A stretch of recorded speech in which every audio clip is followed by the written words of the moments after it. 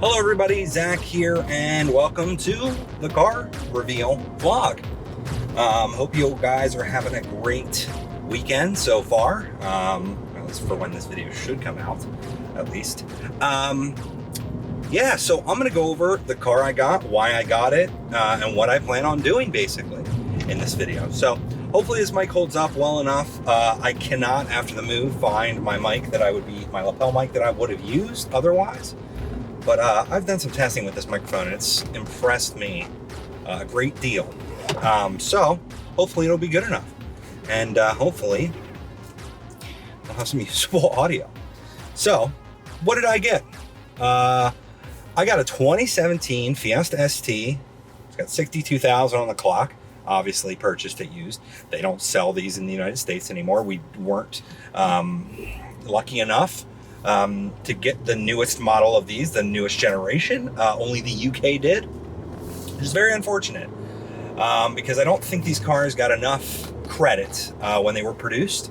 And I know they got a lot of love, and they were kind of like a little bit of, I don't want to say sleeper, that's not the right word, but they were like a cult classic, right? They weren't as popular in the overall as they probably should have been or could have been because of, well, a multitude of reasons. They're a very small car. It's a compact car, right?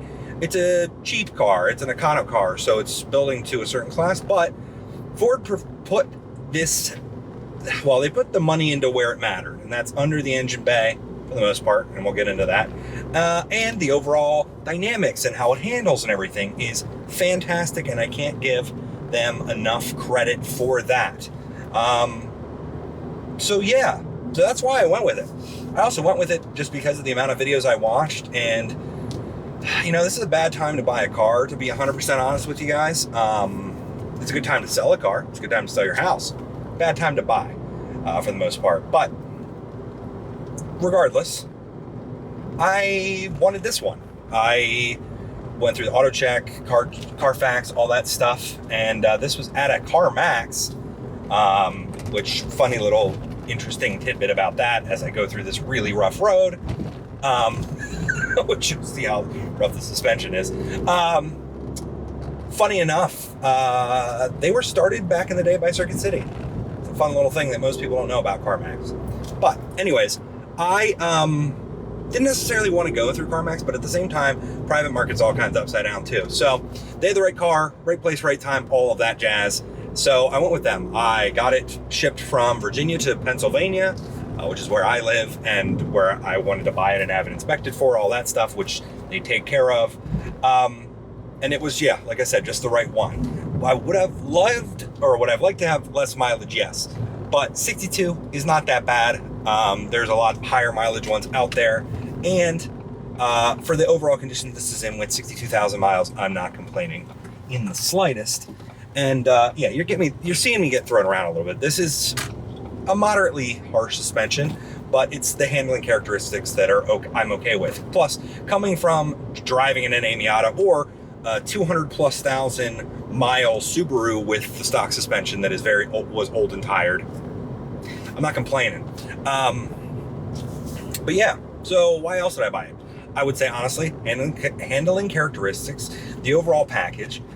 Is it wrong wheel drive? Yeah, but you know what? I'm 100% fine with that. As coming from, I used to own Saabs. I used to own front wheel drive Saabs that were turboed. They didn't have a turbo that was nearly as quick as this. You had a lot of turbo lag.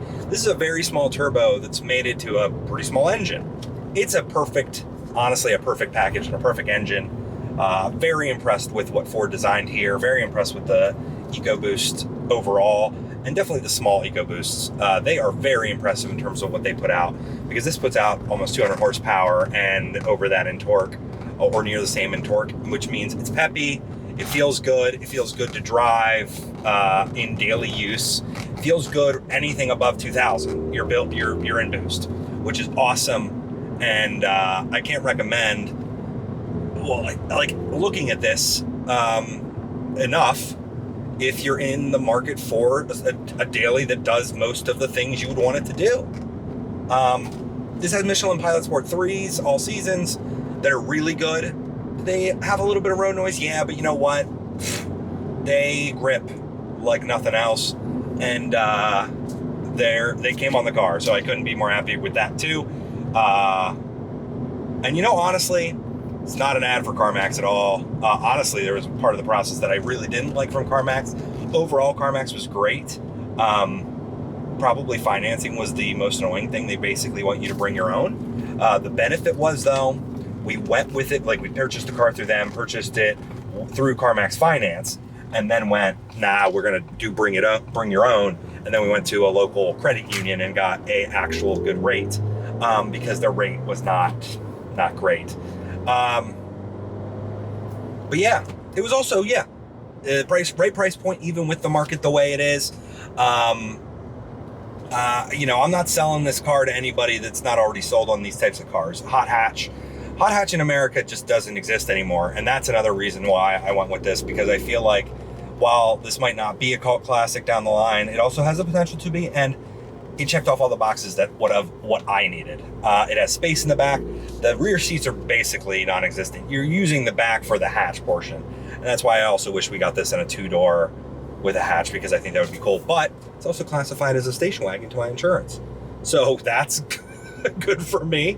Yeah, I am just honestly thrilled to have something that is a good baseline daily driver that doesn't have anything really that needs fixed out of the gate. That's all I have to say on that. Now let's talk about the negatives, and let's talk about what I intend to do. All right, so I definitely didn't run out of space on the camera and have to restart this recording at all. That definitely did not happen whatsoever. Definitely not on a road that doesn't end, or that I can't turn around on. Which actually I'm going to, oh, you know what? I think there's a cul-de-sac. We're gonna find out. So, what is the kind of quote unquote negative of this car and of this setup? Well, I would have to say it's the stock radiator. It was not designed for this. It was not designed to be in the engine bay that it's in. Well, it's in the same engine bay, I should say that. But it was not designed to be pushed, autocrossed. It just wasn't. It does not have the ability to maintain cooling for this engine and the capacity of it. Same with rear motor mount. Should have been a different motor mount. Not over here going to say that it should have been a more solid one, but it should have just been different from what the regular Fiesta had. That's what I got to say. So what did I do so far, or what do I have plans on doing with that in mind? Everything else about the car, honestly, is pretty great. I would probably want to change the rims. I like them, but I'd honestly go to something like black, because you just get so much brake dust in the front. It's unreal. Other than that, of course, radiator is going to be one of the earlier mods. Already got a Cobb access port, which means I'm able to tune for 91, 93, even with everything basically else being stock. I did a drop-in air filter already. There's some interior stuff that I want to change, because storage in here is good, but there's some really odd choices that Ford made. I mean, that's the thing, right? What I said, which is they put more money into everything else other than the interior. Other than if you optioned it with the Recaros. Recaros are actually really well, I like them. I like them a lot. They're bolstered for sure, but they're pretty comfortable. They're not, and the way that you sit in this car is actually really good. You have really good visibility outwards. You don't necessarily have great visibility out the back. And that this car doesn't have a backup camera either, which is really strange for 2017. That I think not STs, SEs and Titaniums might have had the option to get a backup camera, and this still didn't for some reason. So there's ways to do that, and there's ways to turn that on and get a backup camera basically and put one in. So I will likely do that at one point. There's like farm equipment up here that I'm going to turn over here and turn around, because I do not want to just be stuck behind farm equipment on these awesome back roads. I guess I got to turn around in another cul-de-sac. Just driving through cul-de-sacs over here. Call me cul-de-sac man. Yeah, what else? What else do I think is a negative? Yeah, back seats, no space under or behind there, but that is what it is. Like I said, the car insurance company classifies it as a station wagon, so that's good for insurance purposes. Yeah, otherwise though, I'm very, very happy with what this is, the overall package, what it's able to do. you know, it really does feel like, and I think multiple people have called it just like a mini RS. Yes. Is it front wheel drive? Yeah. But you know what? For all intents and purposes, handling wise, it is wild how it handles considering it's a front wheel drive. And I give Ford a lot of credit for designing it the way that they did. Are people going to be disappointed that I didn't get an RS? Of course. But you know what? That's my money. And this is what I wanted, and this is the right price point and everything. I'm not going to get a McLaren or, you know, a huge Mustang or whatever. Maybe one day. But that day's not today. So, you know, somebody out there was right, though. I don't remember who, but there were maybe, honestly, one or two people that were right about what I was getting. So props to you guys if you guessed it right. I know some people just did not expect this. And you know what, too? For being a bigger guy, this is actually a really comfortable car too, which I can't say as much about the Miata in its overall like comfort level and what have you. So I'll say that too, as I just completely drive on these back roads that are just not at all forgiving back here in Central PA and Littlestown area. So yeah, what else? Oh yeah, okay, so other mods, other modifications that I'll likely do, or I'll likely do in a longer term, because at the same time, like I said, I'm very happy with the car. You know, some other stuff, probably an actual, you know, different induction kit / you know, air intake. There's so many different aftermarket parts for these things. Mountune makes a ton of stuff. There's a ton of stuff I've seen from Whoosh that I would love to get for the car. And yeah, you know what's very surprising, right? There's not nearly as many parts out there for this car as there is like an NA Miata, right? Of course not. And same with even, you know, there's not as many forums or what have you, but the community around this seems pretty like-minded in terms of the Miata community. There's a rim to go with, you know, like there's a lot of people go with a similar rim. There's an intercooler. There's certain things you just replace and do, and a lot of people know. And that's what's actually kind of good about getting a car after it's not even made anymore, is that there is such a knowledge base of it.